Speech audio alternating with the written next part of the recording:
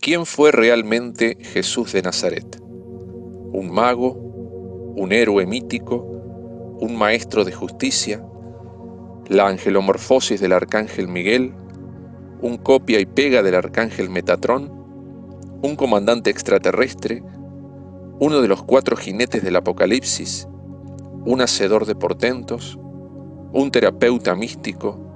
¿Un hijo del cielo? ¿El rey del reino de los cielos? ¿Un genio? ¿Un loco? Si bien Jesús de Nazaret nació como judío y vivió como tal, podría decirse que impartió un conocimiento renovador que hasta aquel momento nadie había transmitido en el seno del pueblo de Israel, ni siquiera Moisés. Al repasar ese corpus de sabiduría, el cual fue recopilado por sus discípulos, podría decirse que fue como una sinopsis o un resumen de todas las culturas iniciáticas del mundo conocido hasta ese entonces. En su enseñanza advertimos una fuerte correspondencia entre el misticismo esenio, la cábala, el estoicismo, el budismo, los Upanishad y todo ello impartido con la autoridad de un gran rabino. Ninguneado por el judaísmo y divinizado por el cristianismo, su imagen fue invisibilizada por un lado y deformada por otro, todo por causa del egocentrismo espiritual, la mezquindad y la codicia de poder de la fe institucionalizada. A mi criterio, Yeshua de Nazaret fue no solo uno de los más grandes maestros de la historia del pueblo de Israel, sino uno de los más grandes maestros de la historia humana.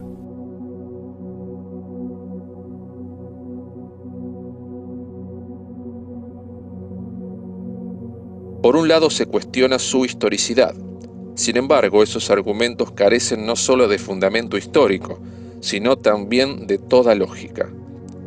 En primer lugar, la mención de su vida en los 4 evangelios no es menor, porque 2 de sus autores, Mateo y Juan, fueron parte de sus 12 apóstoles íntimos, mientras que Marcos, también contemporáneo, si bien no fue uno de sus más allegados, sí fue uno de sus jóvenes discípulos. Y después estaba Lucas, quien fue un médico y escrupuloso historiador del siglo I, quien no solo registró el evangelio que lleva su nombre, sino que también documentó la actividad misional de los cristianos primitivos en el libro bíblico de Hechos de los Apóstoles.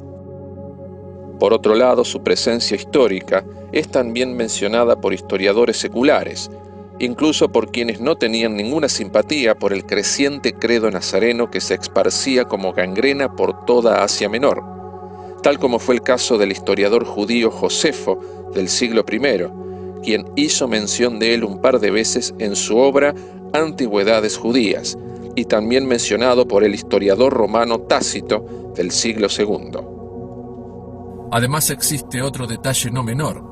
Si otros personajes antiguos cuya historicidad no ha sido hurgada con tanto ahínco y que sin embargo son aún menos comprobables, como por ejemplo las de Pitágoras, Homero, Confucio, Lao Tse o Cleopatra, por mencionar algunos de ellos, es porque evidentemente se da pie a la existencia de un claro sesgo ideológico.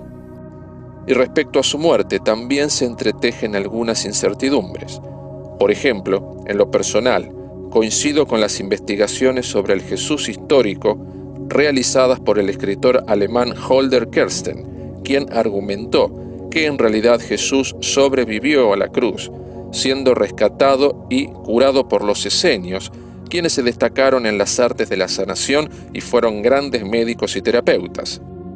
Según esta historia, por supuesto duramente rechazada y criticada por el cristianismo institucionalizado, explica y documenta en el libro Jesús vivió en la India que tras su episodio en la cruz partió hacia la India, puntualmente a Cachemira, donde allí prosiguió su camino espiritual y vivió hasta los 80 años, encontrándose su tumba hoy en la ciudad de Srinagar, siendo hoy un centro de peregrinación de musulmanes, hindúes y budistas.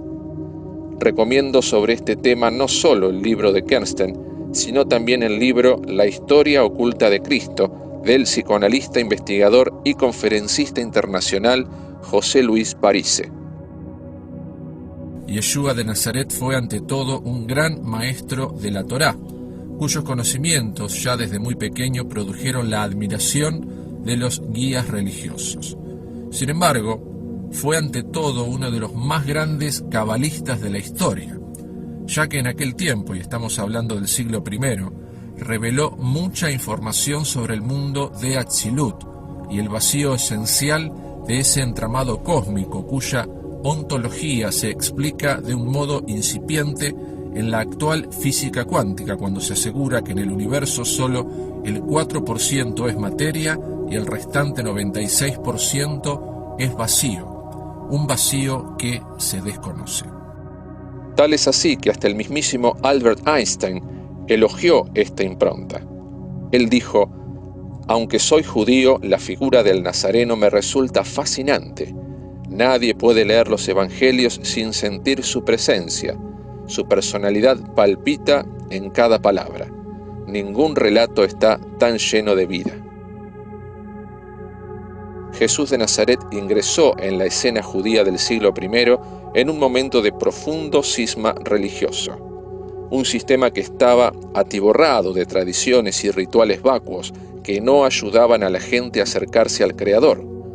De hecho, los líderes religiosos de Judá utilizaban de modo despectivo un antiguo término hebreo, Am Haaretz, que significa gente de la tierra, para referirse peyorativamente a aquellas personas, judías o no, que tenían muy poco conocimiento de la ley, o más específicamente, aquellas que no observaban con todo rigor el voluminoso legado de tradiciones rabínicas que se habían acumulado. El pueblo, que era esencialmente muy piadoso, sentía sobre sus espaldas el peso doble de un sistema religioso muy dividido entre sí y el de la foránea violencia y falta de honradez del sistema tributario de Roma que los agobiaba.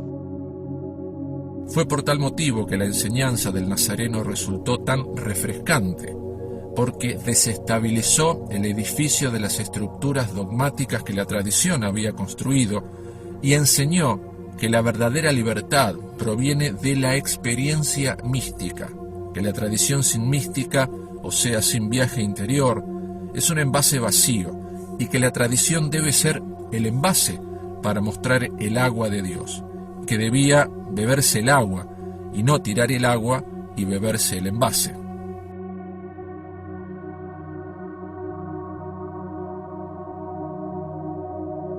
Cuando uno espera dogmáticamente un resultado histórico, ya se convierte en protector de una mentira.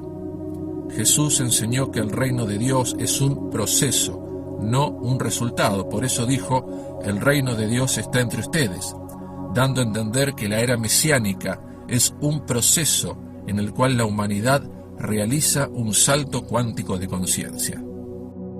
Cuando Jesús dijo: el Padre y yo somos uno, no estaba siendo autorreferencial, sino que estaba aludiendo a una metáfora de unidad entre el alma humana y el todo.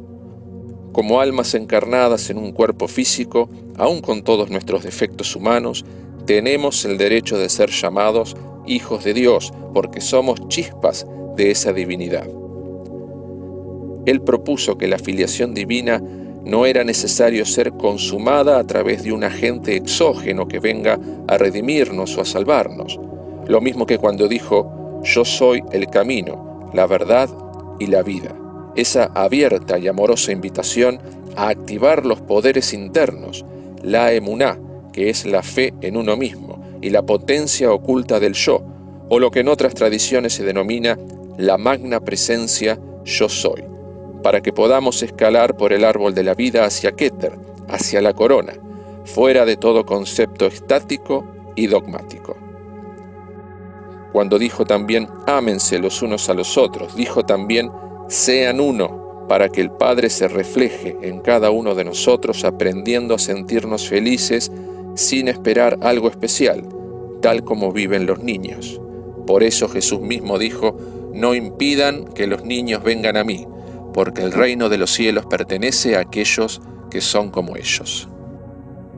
Si Jesús murió en la India a la edad de 80 años o murió a los 33 años crucificado en Jerusalén, en realidad lo mismo da. su verdadera enseñanza, la cual fue profundamente ofuscada por las religiones exotéricas, trasciende cualquier detalle biográfico, porque en realidad no vino a redimir a nadie de ningún pecado, sino a enseñarnos que ese camino lo debemos recorrer nosotros mismos. Como dijo también Siddhartha Gautama Buda, nadie nos salva, sino nosotros mismos. Él, así como los grandes maestros iluminados de la historia, jamás pidieron ser venerados ni tratados como dioses, mucho menos crear religiones o dividir a la humanidad. Su objetivo fue enseñar que todos podemos llegar a ser como ellos mediante una conciencia elevada, amor a la creación y al prójimo como a uno mismo. Esa es la conclusión del asunto y el epítome de toda la ley y los profetas.